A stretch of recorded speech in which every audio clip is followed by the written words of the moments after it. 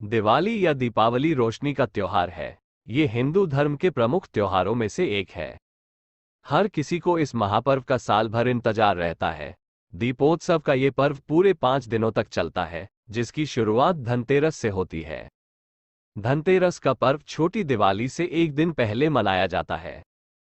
पंचांग के अनुसार धनतेरस का पर्व कार्तिक माह के कृष्ण पक्ष की त्रयोदशी तिथि के दिन मनाया जाता है।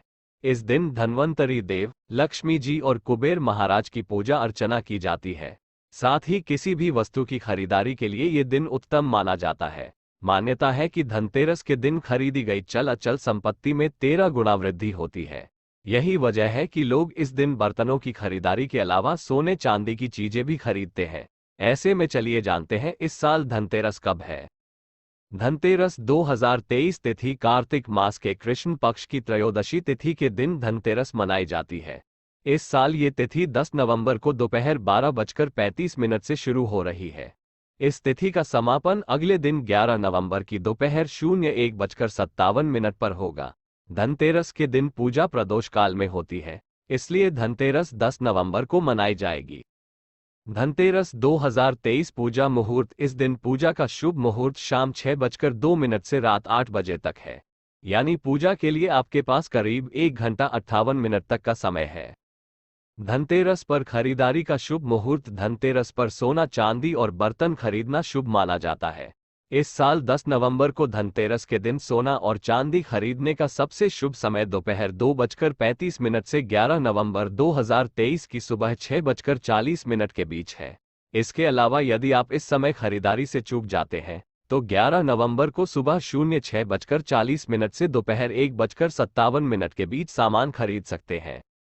धनतेरस 2023 की पूजा विधि। धनतेरस के दिन शाम के वक्त यानी प्रदोष के दौरान काल शुभ मुहूर्त में उत्तर की ओर कुबेर और धन्वंतरी देव की प्रतिमा स्थापित करें।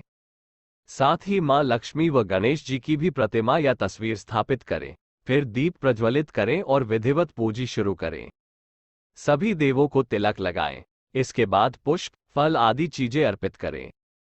कुबेर देवता को सफेद मिष्ठान और धन्वंतरी देव को पीले मिष्ठान का भोग लगाएं।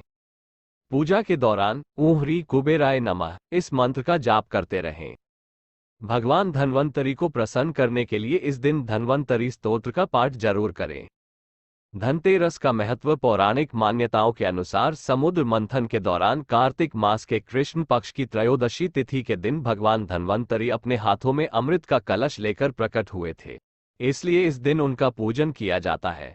धनतेरस के दिन धन की देवी लक्ष्मी, धन कोषाध्यक्ष कुबेर और भगवान धन्वंतरी की पूजा की जाती है। मान्यता है कि इस दिन विधि पूर्वक पूजा करने से घर में धन की कमी नहीं होती है। धनतेरस की पौराणिक कथाएं और मान्यताएं। पहली कथा के अनुसार इसी दिन समुद्र मंथन के दौरान भगवान धन्वंतरी अमृत लेकर प्रकट हुए थे। यानी इस दिन मानव जाति को अमृत रूपी औषधि प्राप्त हुई थी। इस औषधि की एक बूंद ही व्यक्ति के मुख में जाने से व्यक्ति की कभी भी मृत्यु नहीं होती है। अगर हम आज के संदर्भ में बात करें, एक ऐसी वैक्सीन की खोज हुई थी जिसके एक बूंद में मात्र से व्यक्ति को कभी कोई रोग नहीं हो सकता है।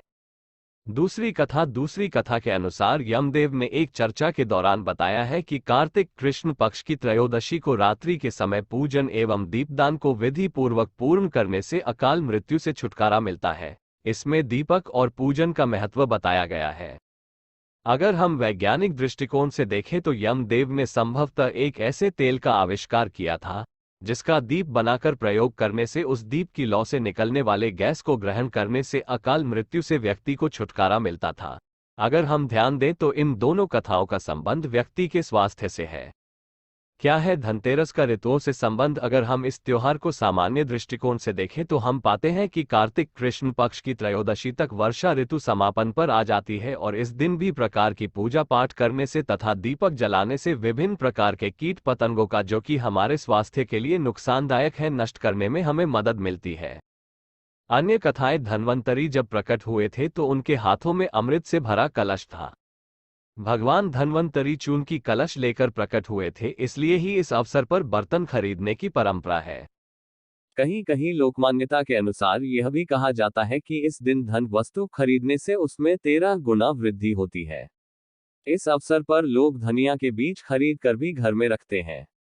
दीपावली के बाद इन बीजों को लोग अपने बाग बगीचों में या खेतों में बोते हैं। धनतेरस के दिन चांदी खरीदने की भी प्रथा है।